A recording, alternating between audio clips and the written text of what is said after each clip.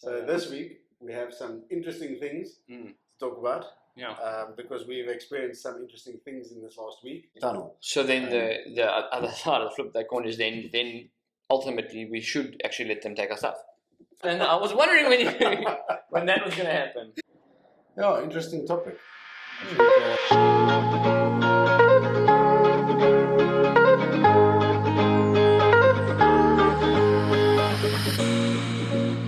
We are live. Sweet. Will it stand? No. Okay. Maybe not. Awesome. Cool. Welcome, everybody. Welcome. Nice to have you guys with us. It has been a fun week. As you guys are listening to this, our first one is going live. Very exciting. Yeah, we're like super amped. So yeah, we hope you enjoyed last week's one. Yeah. So Which is this week, yeah. just this week. I think we're going to have to get used to talking like that and moving between last week and this week. Yeah, yeah. So this week we have some interesting things to talk about. Yeah. Because we've experienced some interesting things in this last week, and we feel that it's apt and it's just an applicable topic, like a conversation to have. Absolutely. I think it's applicable to not just us, but to everyone in South Africa, even. Yeah, definitely everyone in South Africa, but I think in the world. Yeah, in the world. Across the world, yeah. Yeah. Okay. Cool. Cool. Yeah. So shall we just get into it? Go for it. Yeah. So on Wednesday night, I was at a church function, and on my way home, I get a message from our neighborhood watch group, and they basically said that serious alert, emergency breach or security breach or something like that. Stay inside or whatever. Now, normally stuff like that, it doesn't bother me that much because, well, firstly, I'm quite a big guy. Second of all, I did say to someone today, in fact, I said to someone, I don't know who would want to come to your house. When I walk in and see you, they're like, you know what? Yeah. You keep the TV. It's fine. It's fine. You can have it. So, and I believe in firearms, which is something we'll definitely discuss during this podcast. So I've got a firearm, and I just like fear in general. It's something that I've tried to face, even from a young age. Like when there's something that's fearful or making me scared or something like that, I try to deal with it. Yeah, face it head on. And because of that, it's brought me to a place where I don't scare easily. Yeah. It's just who I am. So, what I was back to the point is, I was on my way home. I've got a pregnant wife, very pregnant wife, currently at home, and she had the doors open for the dogs. She was cooking. She was doing her thing. She was completely alone. Feeling comfortable as she normally yes, does. because we live in a secured estate. Yes. It's got a gate. It's got a wall right around, or a fence, like a top electric fence right around. It's got 24-hour security, and we've got dogs, which are quite alert, and so you normally feel like safe, And anyway, now I'm on my way home. I phone her and very calm, just try to figure out. Yeah. We're gonna, something's going on in the estate. Just close the doors, lock yourself in a room. I'm on my way, and we get there, and it turns out that there were people breaking in, not far from us. Yeah, it was quite close. Yeah, it was like 500 meters as the crow flies. It was literally the street just above us that was being broken into, and it was so hectic that the alarm was going off. The people inside the house were shouting at the people breaking in, and the people breaking in were still coming at the doors with bricks. Still trying to get in. Still trying to get in with the alarm going off, and with knowing that they not they've been found, but they've been. The secret's out. They're trying to get into the place. The secret's out. And, it's no longer a behind the scenes thing. It's not like our secret that we had for 2 weeks. Or exactly. That's this. We're not breaking into houses, I promise. And anyway, so it's out, and they still keep going. And when the bricks broke, they whipped out hammers that they got somewhere and started beating the windows and things with hammers. Sliding door. At some point, they couldn't get in, so they realized, they decided, let's go to another house. They go to the neighbor's house. His back door is open because it's 7 o'clock in the evening. He's busy cooking, Yeah. They But that's the walk other in. thing. It's early. Yeah. It's not like it's middle of the night, 2 Yeah. o'clock in the morning. Yeah, It's 7 literally- o'clock. It's when you least expect it, kind of, you know. Yeah. And they go in. He attacks them, and they fire a shot at him. So they want to shoot him. They Yeah. want to, Yeah. I mean, you don't. So they miss. They hit the side of his head. It grazes the bullet grazes his head. Yeah, what a miracle. Yeah, how insane is I that? mean, that's, And that much difference can change your yeah, life completely. exactly. Yeah, I mean, and especially if you know anything about like bullet structure and how they are designed to open up and just So, you know, how they actually work. make Yeah. havoc. I mean, literally, if that just had to catch some bone, that bullet opens up and it just tears everything open. Which is what you want, but not in that situation. Yes, no. Yeah, it's just it was such a hectic situation, and they ran away, and literally the next day, Brandon sends me a message saying, "Look here, same MO, 2 guys breaking in, whatever, Yeah. not far from here." Yeah, very close. Yeah, Also, same thing. Came in through the door, early-ish evening. It was 9 o'clock or so. I'll say 9. Came in, forced their way in. I think they tried one house, couldn't get in there. Went literally across the road and got in there, and same thing. Came in with a gun. Also fired. I believe no one was injured in that incident. yeah, But just in reality, I mean, it was one night, next night someone not far from you either. That's the Yeah. thing. It's not like we're talking about one side of it's the like 6 or 7 k's from us. Yeah, right there. And then again, this This morning, there was an incident. It turned out to be quite not harmless, but potentially, it turned out harmless, but it was potentially quite fearful situation, Yes. especially for the woman involved, where she had her dogs had barked at her house is on a hill, and she can see into the back of their property, and dogs had barked at a guy who turned out to be working in the neighbours on their farm, apparently on the fences. But from where she was standing, having been part of the security groups and whatever that seen and all these things from the night before and your incident as well, she saw this guy fiddling at the fence, and it freaked her out. Obviously, she ran away and pushed the panic button and did all the things. yeah, I responded with my dad. He's in the area, he lives in the area. So I went to help him, and didn't want him going on his own. So I went out to help him, and we potentially came across another car that was also potentially, scouting the area, looking at the fences. We're not sure exactly. It is. I don't know how much information I can give, but it is a car in question. If I can put it that way. yeah. In other It's been spotted before. in other incidents, around very suspicious times. Stuff. So. And that's the thing. I mean, today's was the morning, was 9 o'clock in the morning. But I mean, there's random times. I mean, it's evening. It's 2 o'clock in the morning. It's after lockdown. This car's been spotted on the road, parked with people in it, kind of thing. So it's such an odd thing. It's definitely the point is there's bad people out there. And I'll just say on that point, I mean, my folks have been in this area for many years now, and there's been multiple issues over, even over the last 4 years. It's been the area is almost being held captive, almost. You'll have 3 or 4 months or 6 months off, but then there'll be incidents. Some really bad, some not so bad. Yeah. So Anyway, back to you. Yeah, so it's an interesting thing, and I mean, there's so much we can talk about. That aspect, because like I came to Brandon a couple of weeks ago, and I feel something that I've been dealing with in my own heart is trying to die to self and live for God. We're trying to not live our own lives. We're trying not to live selfishly. We're trying to live as Jesus lived on earth, because that's ultimately what we were here for. Yeah. I think I spoke about it last time, that God made us in His image. And that means that we are supposed to be reflecting the image of God wherever we go.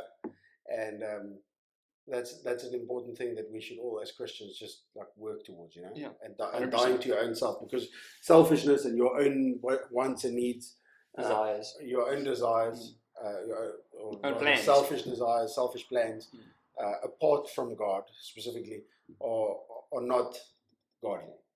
And so we're trying to work away from that. And so one of the things that I felt was self-defense, because it's self. Yeah, so am I stopping? Because you've heard the stories of like people like being caught in a situation and then angels showing up and the bad guys basically running away, and God protecting the people. So am I now stopping that from happening because I carry a weapon to defend myself? Are you taking away his role? Am I taking away his role, type of thing? Which is a question that I had at the time, which was it's an interesting topic of discussion. Because there's let me find the verse. Yeah, I don't know. It's one of those questions I have as well, because I'm not against firearms at all. I've applied, for my hunting rifle and whatever for that reasons. I'm just, our laws in the country, and I don't know them out of my head. I don't know, I can't quote, section this and section that, but I know the basics of what I know is that we as gun owners, or especially in self-defense, it's very difficult for us to be able to use that weapon, and to defend ourselves. And I don't want to say it to be okay, but for us to be the right situation. There are many. I don't know the exact thing. When I did my competency years ago, there were many steps that had to be taken for you to be able to use that weapon. The thing, the law, there's a clause or a phrase, whatever. It's called the principle of least force. Yes. And if they can prove that you could have handled the situation within reason, with less force than what you did, correct, they're gonna make trouble for you. Yeah, so exactly. There was a guy. He was in our shooting club, and a guy came at him, not with a firearm, but with a weapon. Yeah. And he pulled out his firearm, warned him, and the guy still came at him, and he shot him dead. And they say that because he was a big guy, he could have avoided the situation, or even sustaining injury. Like he could have, he didn't have to kill the guy. He didn't have to shoot, exactly. To avoid the situation, type of thing. And I mean, he got lots of issues for it. I must say that the law is more favourable towards women. So, like, if a woman shoots a man who is not allowed to be in her house, normally the law system is a little bit more chilled with that. Well, that's the difficult thing, I think.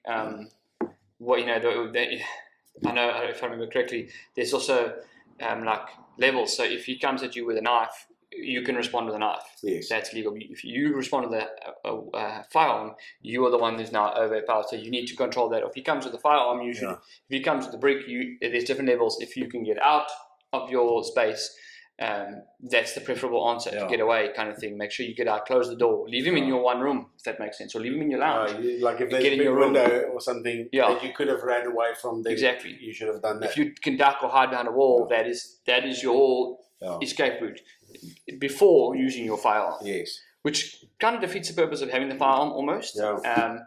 So for me, I'm not against them. I used to fight a lot, not fight, but I used to discuss. My family has discussions. We don't have fights, we have discussions, heated discussions. I would say that you can't get it, it's a waste of time. My brother applied for one, and he only got his hunting rifle. But because of that, as I said, you're going to shoot someone that comes into your house and you're going to get in trouble, which isn't great. It doesn't favor us. And I'm not saying that I'm not going into the law and what. Yeah. I don't want to go into that. I kind of just go, I'm not sure. But now, that being said, that was years ago. Now looking at all these incidents, I mean, 3 in one week. And they're all closely related. Yeah, closely. I mean, 2 weeks ago, right up the road from where we are right now, there was an incident at 8:30 in the morning where a family was tied up and they broke in, and we don't live in fear, like you said. I don't want to live in fear, so I don't live in fear. That's definitely a topic we'll talk about, is prayer and seeing God's hand. I don't want to live in fear at all, but I want to be able to defend myself. And I mean, I have layers of defense that I set up. I mean, I have a big dog. Almost, actually, you guys can see right here. I have a Boerboel, big dog, on purpose. Yeah. It's not an ideal house that I'm staying in for her, but the house before, I needed a dog in the garden that would go out and do some self-defense, Yeah. And I mean, it's worked even better here because I'm closer to the road. Yeah. So, but what is the solution, That's my question. There's almost. An interesting verse that I question sometimes, and it's written in red. So Jesus said, Jesus' words, yeah. Yeah, it's Jesus' words. It's in Luke 22, verse 36, and it says, and then he said, he being Jesus, But now he who has a money bag, let him take it, and likewise a knapsack. And he who has no sword, let him sell his garment and buy one. For I say to you that this which is written must be accomplished in me. And he was numbered with transgressors, for the things concerning me have an end. It carries on. The point is, he's saying, listen, remember then, I said to you, don't take an extra money bag, don't take anything extra, you don't need it, trust me, whatever. But now, as I send you, take these things, and if you don't have a sword, sell your extra coat and buy a sword. And obviously, I don't think they had like a CZ Shadow in Jesus' times. A clock. If they did, it might have been different. And I say, sell your garment to buy a clock, something like that. It's a point of discussion. It's strange that Jesus would. What's the context? What's the rest of the context before that in that verse? Well, he was talking about like him. Yes. It's a time for him now to leave him, and they now to go out and he referenced. He said that, remember when I sent you the first time, I said don't take anything, but now that I'm sending you again, with me leaving, you need to buy this, which is. I wonder. I was wondering. I wonder if it's got to do with the fact that before he was still there. So he sent him to go do the thing. He was there. Now he's leaving. So they cannot come back to say, look, well, my master sent me, or and then because I don't even think that Jesus was brilliant at diffusing situations. Brilliant. Yes. We know he was crucified. We know, but he knew that was coming. But he diffused the situation. He didn't run in there fighting. When Peter pulled up the sword and chopped the ear off, he said, whoa, everybody calm down. Let's, put this ear back on here, let's carry on, because we don't need that. But now he's saying, defend yourself, ultimately. Take it with you. I don't know. It's weird, I don't know. It's a strange thing. And please, if you have an opinion, please leave it in the comments. 100%. If you know more of the scripture, if you've got more insight into that. If you've got different context, we'll definitely, we're super open. We 100%. love to hear different perspectives on it. Because it's an interesting verse. And then with that now being said, like you should have guns, or there's scripture almost implying that you should have a weapon to defend yourself. I want to say another thing. I absolutely believe in prayer. Prayer is something that has changed my life, 100%. and I believe that it's changed so many people's lives around us. And one thing that Amy and myself do often is we pray for our house and we pray for our neighborhood, specifically our estate and everyone in it, and that God will just meet them, and that God will protect them and stuff like that. And when I heard initially, there's a security breach that broke in, that was hectic. But when I heard the full story about that, there was an elderly couple that the guys were really trying to get in, and then just at some point decided this is no longer working, we need to leave. Like, there was an elderly couple who couldn't defend themselves and they just left. I was like, wow, okay, that's pretty cool, That sounds like God's hands of protection, And they ran next door.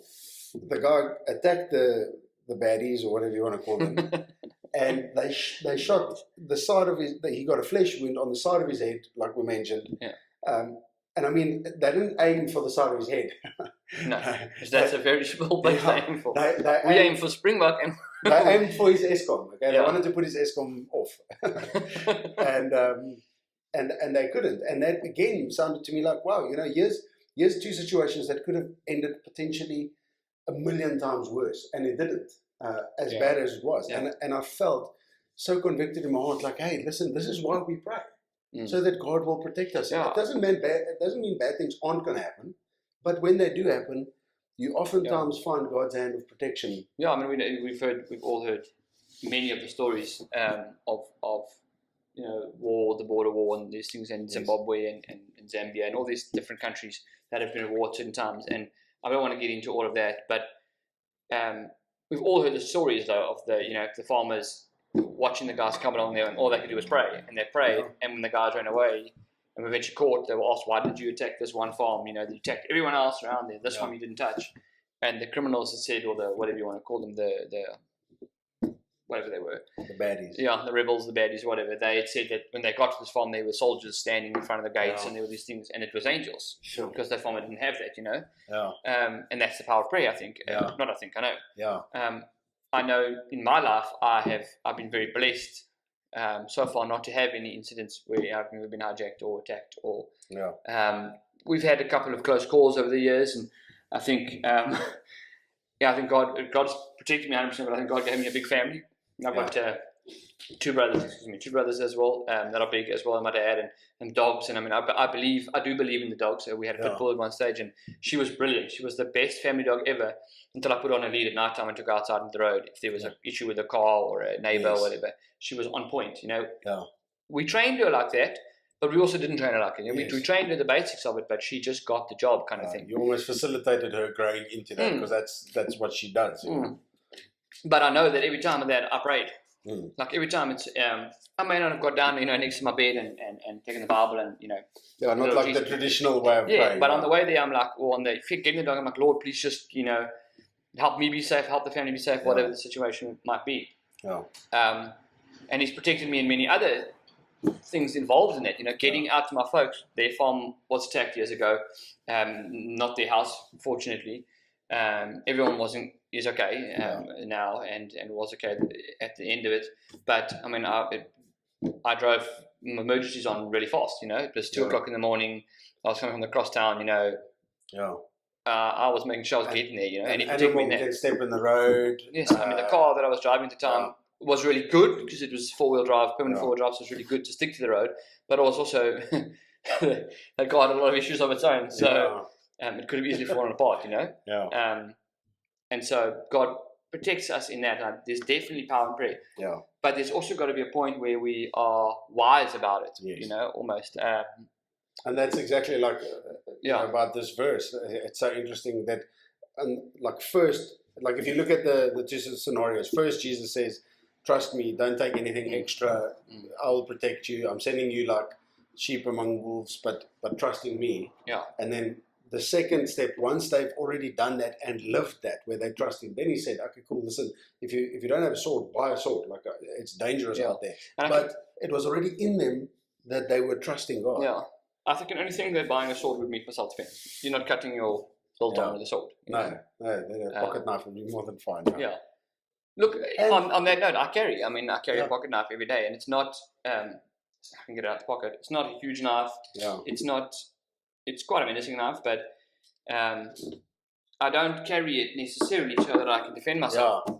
I've used this thing to reset my radio in my car multiple times, to cut bolts on, to cut open packets, to whatever. But it is also there, almost like a bit of a thought that I feel a bit safe because I've got it in my pocket. It's if that makes sense. It's a weapon. Or it can be used as. It can be used as one, but now on that exact same point, someone comes to me. I heard of an amazing testimony / story. I was just trying to think about it earlier on, racking my brain where I heard it from. I think I watched it on a YouTube thing. I can't remember exactly on a sermon. And the basics of the story is there was we have a Tupperware party. It was a jewelry party in America. A whole bunch of women around, sitting around having coffee and tea cake, selling this jewelry. And for some reason, there was a guy coming along, breaking into the house. He came running into this house with a revolver in his hand.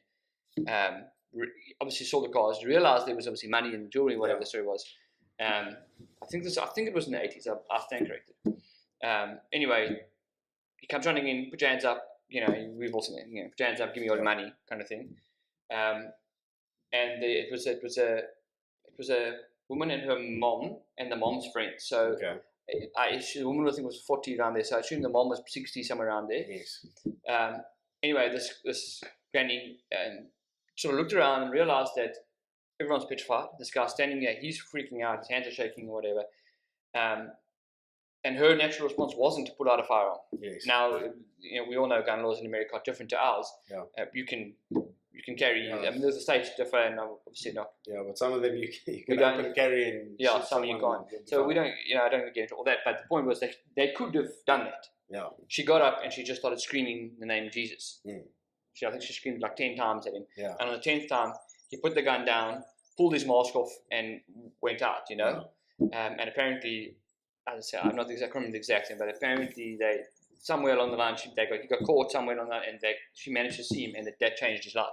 That's what ended his career. If I remember correctly from what I heard. His career as a criminal. His career as a criminal, No, that's amazing, man. And so now I don't know whether this knife is blocking that. You know, Yeah. someone comes towards me. Obviously, we're talking in a different situation. If they're coming into my house at 2 o'clock in the morning and they're smashing down doors, Yeah. no matter the alarm and the dog going off, that's a whole other ballgame. Yeah.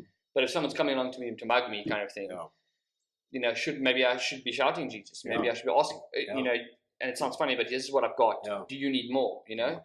And Because it could change their life. It yeah. could be the one thing that brings that person to Christ and his family, and yeah. you don't know what that effect could be. And talking about their salvation, one thing that I had to think about when I started carrying a firearm is that when you potentially end someone's life in a situation where it's your life or theirs, I don't know what their walk is like with Jesus. I don't know Correct. where their heart is, right? Yeah. And it's leaning towards not good.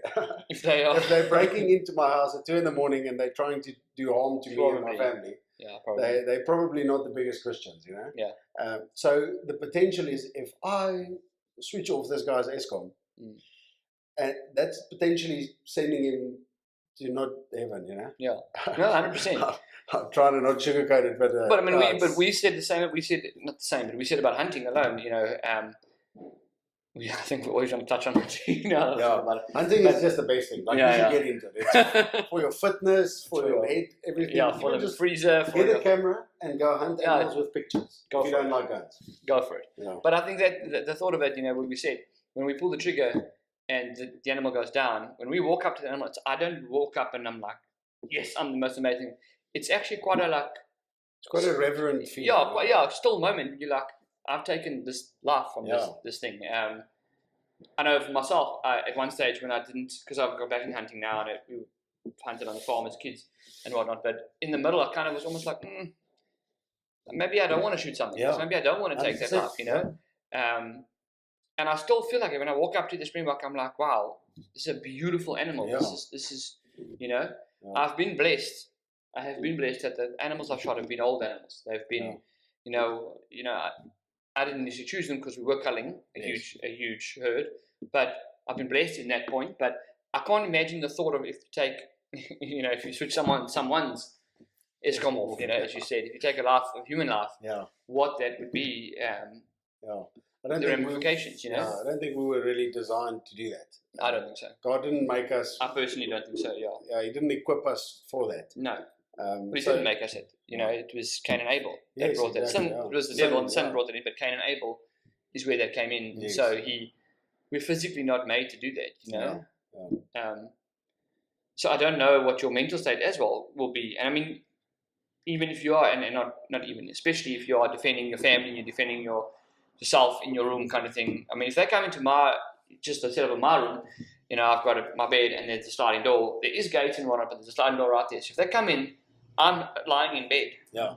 Now, per se, by the law, I would be allowed to shoot them. Yes. Yeah. Because like, there's a door to my right, but they are blocked. But you're That's sleeping, the, yeah. I'm sleeping, I'm lying down, I'm not standing waiting for them to come. Yeah.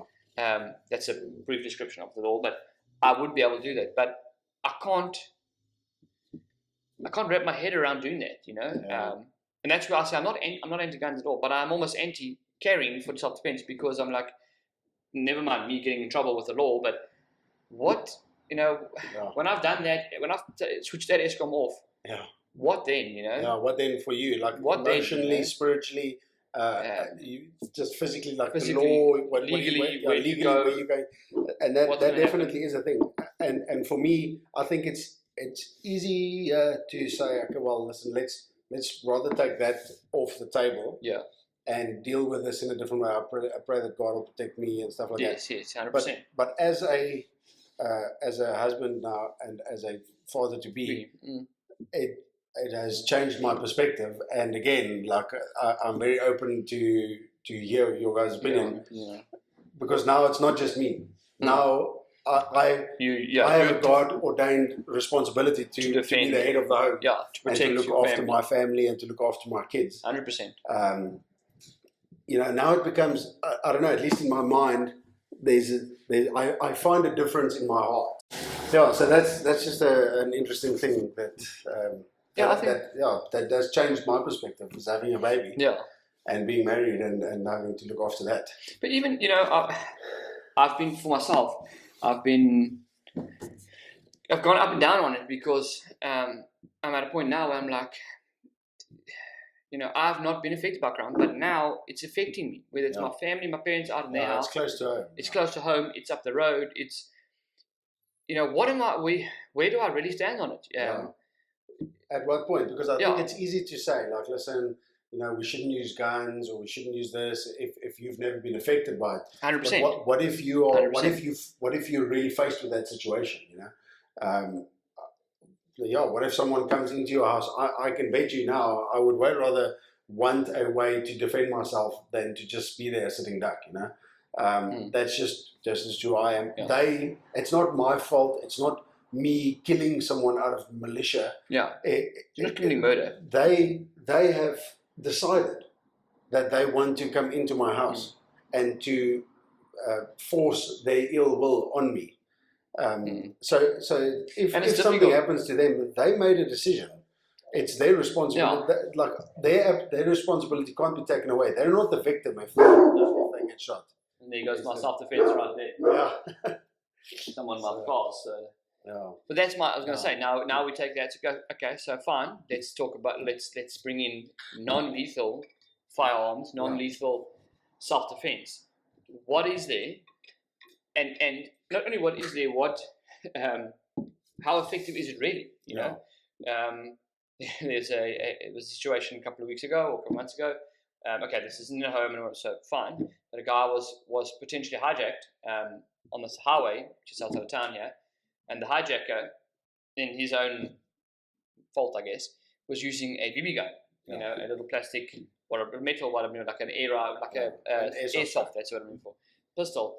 The guy who was hijacking happened to be carrying a decent. Just to say, I mean, the resemblance between a PO7 airsoft gun and a real 9mm or something Glock like that or whatever, is uncanny. They look exactly the same. Especially if they're being pulled out at you. Yeah, no, in the middle of the night, you're not going to know the difference. And anyway, in this situation, the guy who was the victim got out of his car and pulled out his whatever he had, his real gun, and he shot this guy dead. Now, if I reverse those roles and I say they come into my house and I pull out an airsoft gun or a pepper spray gun granted, there's pepper spray going out, I get that. Yeah. But if they're willing to do like the situation near you, where they're willing to go with, smash bricks, bricks are not working anymore, while the alarm is going off, the dogs are going, the people are shouting, they're still trying to come in. My non-lethal weapon stuff is not going to work then, and I think a lot of times if they have the idea that you are armed, like if they know that you're armed, they will be quicker to pull the trigger themselves. Yes. Versus if they think that you're harmless, they won't necessarily shoot you. Yeah. So now you pull out a fake gun and you're like going to protect yourself. That's it. And you all of a sudden you put yourself in a much worse position actually. Yeah. Well, so that's the risk. In the area that my folks are in, the situation there has been that over the past couple of while, a couple of years, it's been that the guys are not violent. Yeah. They break in, they come in at 7, 8 o'clock at night when you're awake. They put you in the bathroom, ask you for the safe key, and they literally say to them, listen, if you don't do anything, we won't do anything. They put them in the bathroom, lock them in there, kind of thing, and they take what they want. They clean your house out, which sucks. Again, here we go. Have insurance. I was going to say, well, here you go to the value of something. I mean, we've always said this, even with my sibling, all of us when we were growing up and friends and whatever, and the value of something, the value of, let's say this is a cell phone, the value of the cell phone here, is it really worth my life? I mean, we know people are being shot for 25 rand. There was a guy shot in the northern areas the other day for 25 rand. That's all he had on him. Now maybe they potentially assume he has thousands of rand on him. I'm not sure, but the fact or the reality behind it is it was 25 rand. Yeah. Value of my life versus the item I've got. It's not worth it. Let them take my house. Yeah. But also I need to defend myself. So in my situation, if they come again, as I said, my room so I'm in my bedroom. It's one end of the house. If they come in the front door, I can pull the door closed and they can take whatever's in the house. Yeah. Granted, I'm not going to have TV or whatever it is, laptop or whatever, but I'm safe. But if they're coming through right by me, where's my non-lethal self-defense? Or do I go with a spear or an assegai or a knife? Or how is that going? The thing is, just an interesting thought that I just had. I mean, you mentioned something now. All the years they've been non-lethal. Correct. Yes. But maybe that's like the key word is there is all the years. Well, not only that, the only ones where there were issues, and my folks not them, but the house that was there was issue. They did hit the old man in the head with an axe because he pushed them. Yeah. It's always been when they fight back. I mean, this incident when he stormed them, they fired. Yeah. If you let them take your stuff, which is sad, and I mean, I understand we live in a fallen world and we live in sin, and if not even the world is sin, if that makes sense. Yeah. And so people are going to do this. The thing, but, the flip side to that coin is just another argument or another viewpoint, is that when you just give over and let them take everything, they're going to be like, cool, I can go back there in a year from now, or 100%. I can go in that area because I know they're not going to do anything. So it's like they turn you into their shopping center. And fine, let them turn you into a shopping center in terms of if there's no fear. The problem is that community, and it can be my community here as well, is living in fear. Yeah. Every time something goes on, the situation today, a garden boy or whatever you want to call him, a worker, farm worker, was checking the fences. An agricultural engineer. That guy was checking. I mean, he's doing his job. Yeah. There is questions on why did he run when the lady shouted and so on. Yeah. But he's doing his job. Yeah. So now there's this constant bias. You constantly live. So she immediately, and I mean, that's a good point. People shouldn't live in that fear. Exactly. We live in big gates, to protect ourselves. So should you now almost like, okay, so the one option is you just give over and become a soft target, which potentially allows them to come back. Yeah. The other option is you defend yourself and show that you're not a soft target, but at a potentially higher risk. Much higher, yeah. So, but if it's successful, then they're not going to come back because, firstly, either they got away with their life and they realized that's not a place we should go, that's close, or they did not get away. Yeah, well, that's the thing, and so that's why I say I bring up all this because I mean they have pepper guns and they have this and they have paintball guns and there's dogs and there's trained dogs that are trained for aggression and self-defense and it's a fear, people live in a fear. I mean, I know that there was a survey that went out and they asked women, I mean, if they felt safe walking in the street. Yeah. And I mean, I think it was almost unanimous. No. Yeah, like almost everyone said. No matter what age group they were, what ethnicity, whatever, they didn't feel safe. You know. I mean, I think as men we maybe feel a little bit safer. I don't feel as threatened, if that makes sense. But I don't. Also don't. On that note, I don't play games in the middle of the street at 2 o'clock in the morning. Yeah, no, we're not going to just go walk around. Yeah, if I go out, or we obviously under curfew at the moment, but I don't. But in the past, or even though I did, the alarm at my office went off, and I met a security company there. But on the way there, I'm thinking now, if I get there before them, I don't get out my car. Yes. Because you don't know what's going on inside. There seemed to have been someone living in the garden that had, I don't know, knocked on a window or something that had set the alarm off. We're not sure. But you've got to live. So now you live in this constant fear. But we don't. The word says we don't live in fear. Yeah. So I think fear is an interesting topic. We can maybe touch on it quickly. Fear.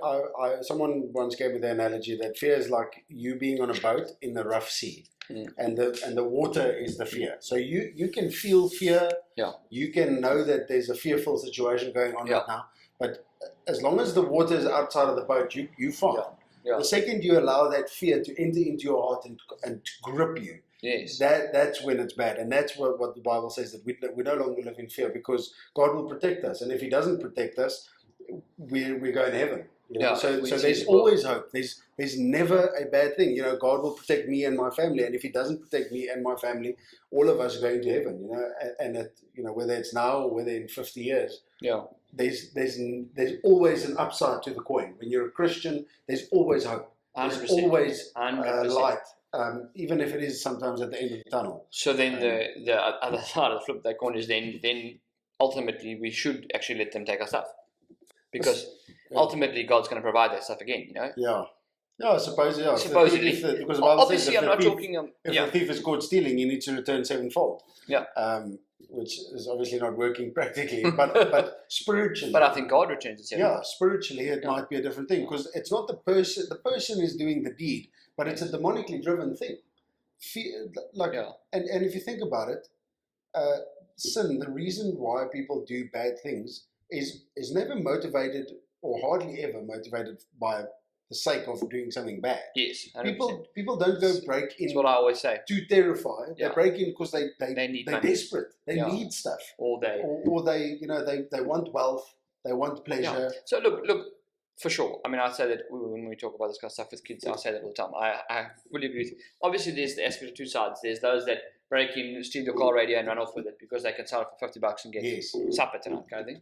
And then there's those that want to hold, like, you know, put a gun to your head and tie you up and whatever so they can clean out your house. Yeah. That's not, to me personally, that's not a case of, I need 50 rand to eat tonight. Yeah. That is organized crime or whatever you want to call it. Intentional, put it that way. Yeah. And but I agree with you on that. They are not just doing it because they want to terrorize you. Yeah. You know, I don't think, or just because Like, they want to. Say this. If the need that person was coming for, if that need was supplied, they would probably not break it. So if they needed, like, let's say they come in for your big TV and your Range Rover, if before they came in someone gave them a Range Rover and a TV, they would never come. You have a Range Rover? No, I don't know. No. Someone will break in there. Yeah, no. Okay. No, if you want a Range Rover, don't come to my house. No, you're going to be empty. Unless you want to meet the dog. But, yeah, it's definitely an interesting topic. And, Yeah. and it's something that we can't really conclude on. No, I don't think so, because there's no answer. It's different perspectives, Yeah. and you have to, at the end of the day, sort it out in your heart. And I think that as long as the base of it is that God will protect me and God is my savior. Correct. Then from that point, I believe that the Holy Spirit will lead us. But do give us your comment and your opinion on it in the comment section. That we'd love to hear from it and maybe do a part 2 of this. It would be interesting. It'd be interesting. Maybe we must look into getting someone who's in security or something like a police officer that's a Christian that can maybe chat to us from there. Because then again, I bring that same thing into it. Yes. Like I feel like maybe it's difficult to be a Christian and be a police officer. Yes. I'm not saying you can't do it. Don't get me wrong. I'm saying it's difficult because your job is to hunt down criminals, and that might take lethal force. Yes. But then you're taking someone's life. Yeah. And that's not for us to do, you know? Yeah. Yeah, it's interesting. Yeah, I heard. Actually, I almost want to say I want. You know, I told you. I think I told you this. I want a shotgun with beanbags. You know. Yeah. So I can't switch off ESCOM, but it's going to hurt. well, here's the thing now with that, because the second you do that, and this has happened. I personally know stories of this where someone broke in and someone shot them with a real gun, but not dead. And the story was that this person was actually just walking to work. They weren't coming to break in. They were walking to work. Yeah.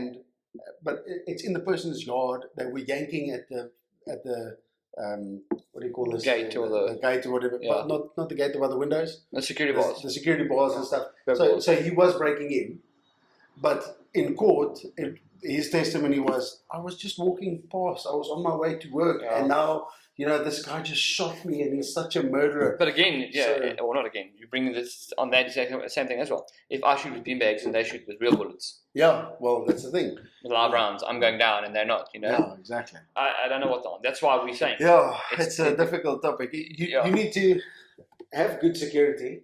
Yeah. And then while... But like if you're faced with an incident, security that you also feel like you're not living in a cage. Yes, I think as well. Because locking yourself up, that's also not. That's when you're living in fear. There's a bug on me. You're living in fear, and if you're living in fear, you're gonna think that everything is coming at you. That's not quality of life. We should be radiating God's peace amidst bad situations. Yeah, interesting topic. I think definitely. Something that we can maybe make a part 2 of. Part 2 of it. Maybe if anyone who watches this is in that industry or knows someone that's in the industry that would be willing to chat to us, that would be great. Let us comment, send us an email, whatever. Let us know, so that we can get in touch with them and then let them join. Yeah. And if you haven't hit that subscribe button, do it right now. And the like button, and I was wondering when that was going to happen. Subscribe, like, share, follow us on Podbean, YouTube, Instagram, Facebook. We've got a Patreon account. Be a part of it. Be part of it. Join us. We want to invite you to partner with us. Yeah, we want this to be a community. Outspoken community, where we are able to talk about these things. I think it's interesting that both our first 2 topics have been almost touchy subjects, but it's authentic. It's authentic. It's what we're about. We want to talk about. It's what's happening in our lives. This has happened this week, and so join us. We want to build a community, guys. We want to build a community where we can share this. If there's an issue, we can help. If there's where we can be authentic. Even if we can put you in touch with someone else. counseling or whatever it might be, you know, security or whatever it might be, you know, someone who can explain the word to you on, and you know, we don't have all the answers. We've said that. I think we'll say that every episode. We don't have all the answers. We want you guys to join in. We want you guys to give us your take, your share, and yeah, we can build together. Awesome. Cool. That was number 2. Number 2 done. Oh, thank you guys for joining We'll see you next week. Absolutely. And all your friends. Yes. At Youth on a Foreigner, I always say, okay, goodbye. No, next week, bring friends. Yeah. No, must I bring food? No, bring friends. Yeah. You have the whole weekend to enjoy this. So if you're watching this on Friday, have an awesome weekend. If you're watching this on Saturday or Sunday, we hope that you relax and chill. Well. And we will see you on the next episode. Yeah, absolutely. Cheers. Cool.